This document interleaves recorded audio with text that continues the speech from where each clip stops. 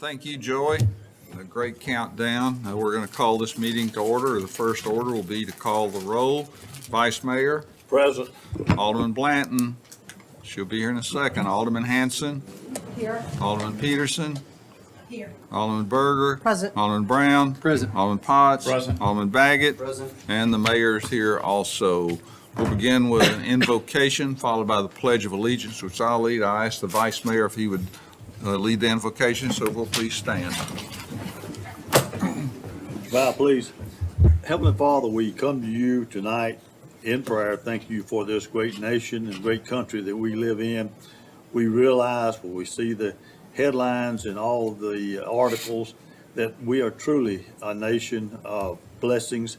We ask your blessings upon each of us tonight, and as we make decisions, those decisions that we make will ultimately affect the direction in which the city of Franklin grows in. We ask that you give us spiritual wisdom and guidance. In Christ's name we pray. Amen. Amen. I pledge allegiance to the flag of the United States of America And to the republic for which it stands, one nation, under God, indivisible, with liberty and justice for all.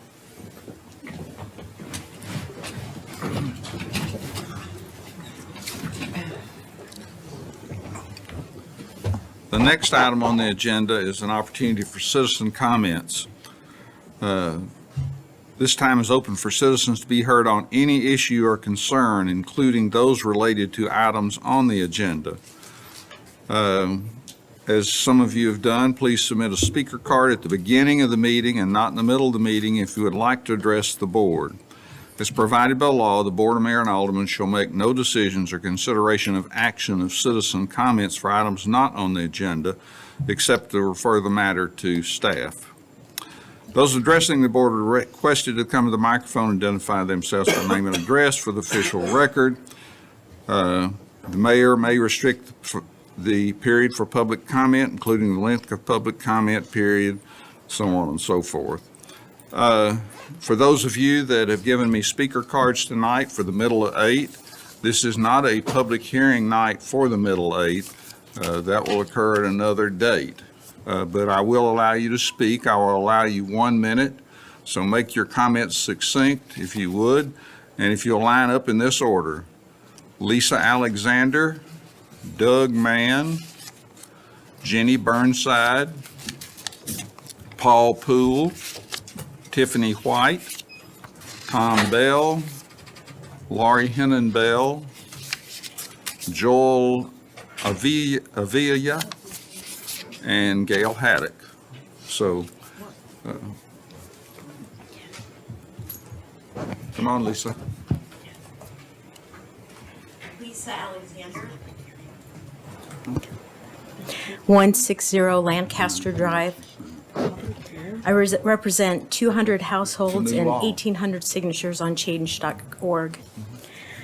I hope you find this gives you a little chuckle. F. Scott Fitzgerald famously wrote, "The test of a first-rate intelligence is the ability to hold two opposing ideas in mind at the same time and still retain the ability to function. One should, for example, be able to see that things are hopeless and yet be determined to make them otherwise." And so I stand before you, asking you to reduce the density, the height of the building, and please focus on traffic and the watershed. Thank you so much. No, we didn't. Good evening. My name is Doug Mann. I live at 111 Lancaster Drive here in town. I remember 52 years ago driving in from Nashville, coming in on Highway 96 in the fall of the year, and I looked at the trees and the colors and the beauty, and I thought, my goodness, this is hometown USA. Little did I know that I would be soon living here. And it's been a pleasure to be here. And it's a pleasure to have you guys represent us as a community. As I look at the possibility, I know you're having maybe a difficult time deciding, but I think of the people on Old Liberty Pike I'm on the west side in Lancaster Drive. This development really doesn't affect me that much. But I think about the least, the little houses, the people with the low income, and the effect that it will have on them. And I'm just interested to want to say that the little people didn't know about this in the beginning, and it sort of breaks my heart. Thank you, sir. Jenny Burnside, 217 Pebble Glen Drive. Our family of six moved here 18 years ago from a small Ohio town. I was surprised to find out how much I have loved Franklin, and I'm surprised because I've never lived in a town that I was proud to be in. So thank you all for what you all created, the people who came before us. I realize the reason for Franklin's appeal. It's people in the past who fought to keep Franklin charming, historic, and livable by avoiding high-density approach, like Nashville has. I'm so grateful for those of you who have fought for that. In my opinion, Middle 8 is too big, it's too dense, it's just too much. Not only does it not enhance our beautiful town of Franklin, but I believe it's going to be a serious detriment. I'm Paul Poole. I live on Boyd Mill Avenue in Franklin, but I'm the church administrator at the little small church there at 130 Old Liberty Pike. As a resident, I think the downtown footprint, which I consider goes to Liberty Pike, is just maxed out. When we have events downtown Franklin, it's a nightmare getting around. On the weekends, nice weekends, it's hard to get around in the city. I think it's just, and we're about to drop another 500 to 1,000 people in that area. I think it's too much. As an administrator of the church, we have a flood problem. We're in a floodplain. Now, I know the project's out of the floodplain, but it's uphill from us, and you're going to cover 8 acres of right now lush, big trees, absorb a lot of water. That water's just coming down to Old Liberty Pike, and they're going to affect all the residents there. And I just please keep that in mind as we go forward with discussions about this project. Thank you. Good evening. I'm Tiffany White at 20 Daniels Drive. By now, you'll probably know how I feel about the Middle 8 project. It's too big, it doesn't fit the neighborhood, and the streets can't handle the traffic, especially Daniels Drive and Old Liberty Pike. Changing the zoning from single-family to high-density multifamily is an extreme move. I understand that the site will be developed, but 38 units per acre is too much. Do you want a 6-story apartment building in your front yard or your backyard? The height and density is not quaint or charming, all of the things that drew us to Franklin in the first place. Many areas have housing issues. As a realtor, I hear a common dilemma among home buyers to either get something smaller in Franklin or look further south to get the size of home that they prefer. I admire the idea of attainable housing and diversity, but the small studio apartments might not even be used as the developer intends. One neighbor with a 20-something-year-old daughter mentioned that her daughter would not even rent a studio. She would get 2 friends together and they'd rent a 3-bedroom apartment. Then they would need 3 parking spaces, not just 2. The parking plan shows for a 22% reduction in parking from the city ordinance, You'll and I end up your maintain comments, that this please. is a lowest use scenario. What recourse do the neighbors have if there's issues with traffic, parking, and stormwater? Thank you. Thomas Bell, 177 Lancaster Drive. In reflecting on the earlier working group meeting, I wanted to clarify a few things. One thing is that the historical information that was provided and Juneteenth reference wasn't clarified. There were African Americans, slaves, who crossed that line and were encamped on that property that gave themselves over to the Union troops and were housed there to get emancipated. So that's the history. I don't care about the battle armaments and all the arguments, but we can be wrong, and there could be other factual events that occurred there that should be heeded. Once erased, it's gone. Think about how you're going to vote tonight and what restrictions you can place on those folks to at least have the Heritage Foundation come and experience and, I would say, validate the study you're going off of from February. And as I said, that's a very historic place, but Thank you, also the Tom. height. Thank you, sir. Good evening, I'm Lori Hennon Bell, 177 Lancaster Drive. I was able to experience, as I saw most of you there last night at the factory, to look at Envision Franklin and specifically the factory district. When I looked across those storyboards, it was very exciting. It's exciting to see that the citizens and the drawings and the renderings that were presented, none of them showed a 6-story building, which is what this project of the Middle 8 is suggesting goes right on Liberty Pike. That is something you have to take into consideration because it's totally against what was in the Envision Franklin information presented last night. Thank you. Good evening. Joel Avila. I live at 121 East Lake Court. I'm speaking in favor of the Middle 8. I recognize that my neighbors down Liberty Pike have a lot of concerns about parking, about traffic, about infrastructure, and I would suggest that as neighbors, we think about ways that we can practically solve some of these issues together. I originally lived in Chicago for 15 years, moved to Franklin a couple years ago. There is such a thing as congestion pricing. There are things that we can do. I don't know if 6 stories is the right number. I don't know if the number of units is the right number. But overall, I want to grow and solve these problems together, and I yield the remainder of my time. Thank you. I'm Gail Haddock. I live at 213 Lewisburg Avenue. I think if the factory district concept is used to and leads to justifying density, height, and traffic that would otherwise not be allowed, then its net effect will be detrimental to the city of Franklin. I also think that perhaps we are romanticizing artists. I have a Bachelor of Fine Arts in Drawing and Painting. I'm a sometimes artist. I'm somewhat involved in the artist community here. And the serious painters I know spend most of their time in front of an easel. They are not out partying. You know, they work hard, and then they go home to their families and run errands and the things that most of us do. I would also like to address traffic and density, which I think are united in many ways. And we talk about You dwelling go ahead and units. finish up, Ms. Haddock, please.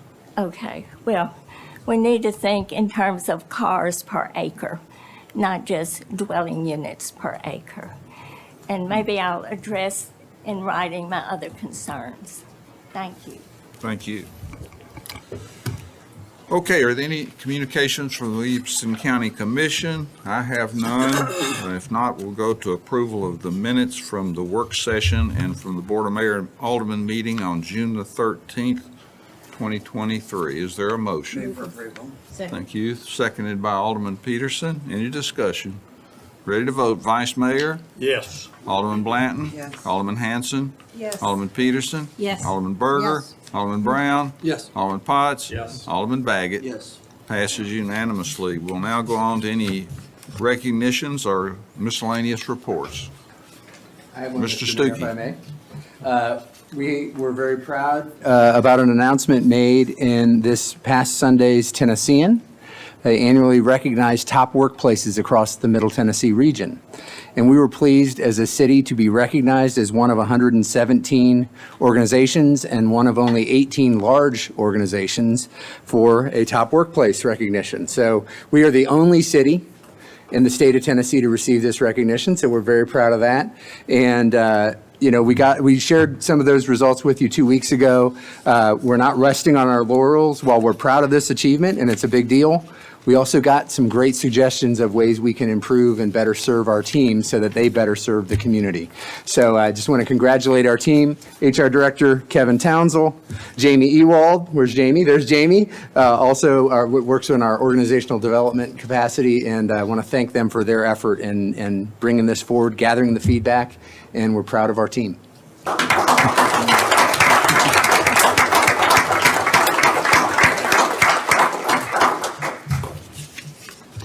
We appreciate our team and how hard they work. And Thank you for that applause for them. The consent agenda, all items under the consent agenda are deemed to be non-controversial and routine in nature by the governing body. That will be approved as recommended by the committee or staff by one motion of the governing body. Tonight, we're looking at items 8 through 22. Is there a motion? Move to approve. Thank you, Alderman Brown. Is there a second? Seconded by the Vice Mayor. Any discussion? Ready to vote? Vice Mayor? Yes. Alderman Blanton? Yes. Alderman Hanson? Yes. Alderman Peterson? Yes. Alderman Berger? Yes. Alderman Brown? Yes. Alderman Potts? Yes. Alderman Baggett? Yes. Passes unanimously. We'll now go on to item number 3, ordinance 2023-12 is amended an ordinance to amend Title 8, Chapter 2, Section 219 of the Franklin Municipal Code relative to background checks for beer permit applicants. Is there a motion? So moved. Thank you. Seconded by Alderman Hanson. Any discussion? Ready to vote? Vice Mayor? Yes. Alderman Blanton? Yes. Alderman Hanson? Yes. Alderman Peterson? Yes. Alderman Berger? Yes. Alderman Brown? Yes. Alderman Potts? Yes. Alderman Baggett? Yes. Passes unanimously. Item number 4, consideration of ordinance 2023-20, an ordinance to the City of Franklin to amend Appendix A, Comprehensive Fees and Penalties, Chapter 17, Refuge and Trash Disposal of the Franklin Municipal Code to increase the fee for collection of garbage and refuse. Is there a motion? So moved. Thank you, Vice Mayor. Is there a second? Second. Thank you, Alderman Brown. Any discussion? Ready to vote? Vice Mayor? Yes. Alderman Blanton? No. Alderman Hanson? Yes. Alderman Peterson? Yes. Alderman Berger? Yes. Alderman Brown? Yes. Alderman Potts? Yes. Alderman Baggett? Yes. Passes 7-1. We'll now go to item number 5 in new business, ordinance 2023-15, an ordinance to rezone 7.2 acres from residential R4 to Plan PD 38.19 per 3,000 district for the property located east of Franklin Road and south of Liberty Pike, located at 209 Old Liberty Pike, Middle 8 PUD subdivision, establishing public hearing on August the 8th, 2023. Is there a motion? Move for approval. Thank you, Alderman Berger, seconded by Alderman Blanton. Any discussion? Vice Mayor? You know, we've had an opportunity to sit in many, many meetings, and I think a lot of what we've listened to, we could apply that to most any development that comes along. But I do think this, I think that probably what needs to be looked at here is some of the height restrictions and some of the density issues that we've had brought to our attention. I'm not going to support the 276 units, and if it does pass, you will have a public hearing in probably approximately 2 weeks on that. But I think that there's probably a better plan and a better use and not quite as much density as there. When you reduce the density, you also reduce the traffic, and you also reduce the number of people that are there also. So I would prefer to see, personally, something a little less dense, and I think I've spent a great deal of time looking at this. So those are my questions, those are my comments in relation to this particular item on the agenda. Alderman Peterson? I feel very strongly about reducing the density. Any other comments? Ready to vote? Mayor, Alderman Baggett? I think there's, the other thing is, you said it, Alderman Barnhill, is there's a public hearing Right. on the second reading, and that's, so the public knows, that's where the more people come out usually for the public hearing. The other thing I still think I have questions on, which could probably be answered in the interim, was things we raised during the work session with the applicant, and things that we could get clarity on, but specifically the process in which this goes, the amendment, which someone needs to make if before a vote it would be taken, because that was expressed in the work session. But what exactly happens at historic zoning at the design review committee? Is there what kind of alterations can they make? Can they remove a story? Can they reduce it by 10 feet? I mean, I don't think I have, since this is kind of new territory, I kind of feel like that is that's something that I don't quite understand what could happen at design, or at the certificate of appropriateness, if this were to pass. That would help me. So I guess I would make the motion. I don't have it in front of me, though. If someone You're else has it. referring to condition 91 that was mentioned in the work session, and the suggested motion was that the building would be no taller than 2 foot 6 inches, That's in the or development that the plan. height as depicted I got it written. would be considered by the historic zoning. Now, that actually relates to the development plan, which will be voted on Next week. at the August 8th meeting, which also coincides with your public hearing on both Apologize. the rezoning and the development plan. Apologize, So this is sir. really about zoning only tonight. First Thanks for reading that on, of clarification. 3. Nonetheless, my comment stands that Yes. it goes to We hear public you. hearing where we will have Yes. the development plan on that meeting agenda. On August 8th, yes. And I would like to really understand what happens at the certificate of appropriateness, if this were to pass. Other comments? Ready to vote? Vice Mayor? No. Alderman Blanton? Yes. Alderman Hanson? No. Alderman Peterson? No. Alderman Berger? Yes. Alderman Brown? Yes. Alderman Potts? Yes. Alderman Baggett? Yes. Passes 5-3. Item number 6 is City of Franklin Contract 2023-0172 with the Tennessee Department of Environment Conservation American Rescue Plan Act for the non-competitive grant amount of $4,679,357.36. Is there a motion? Move to approve? Second. Second by Alderman Berger. Any discussion? Ready to vote? Vice Mayor? Yes.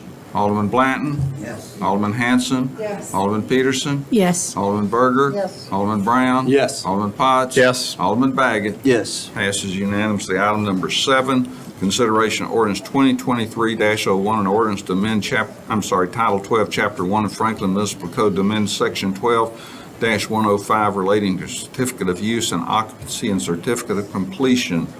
Is there a motion? So move. Thank you, Vice Mayor. Is there a second? Second by Alderman Brown. Any discussion? Ready to vote? Vice Mayor? Yes. Alderman Blanton? Yes. Alderman Hanson? Yes. Alderman Peterson? Yes. Alderman Berger? Yes. Alderman Brown? Yes. Alderman Potts? Yes. Alderman Baggett? Yes. Passes unanimously. I need a motion to go into executive session. So moved. Second. Second by Alderman Potts. All in favor, say aye. Aye.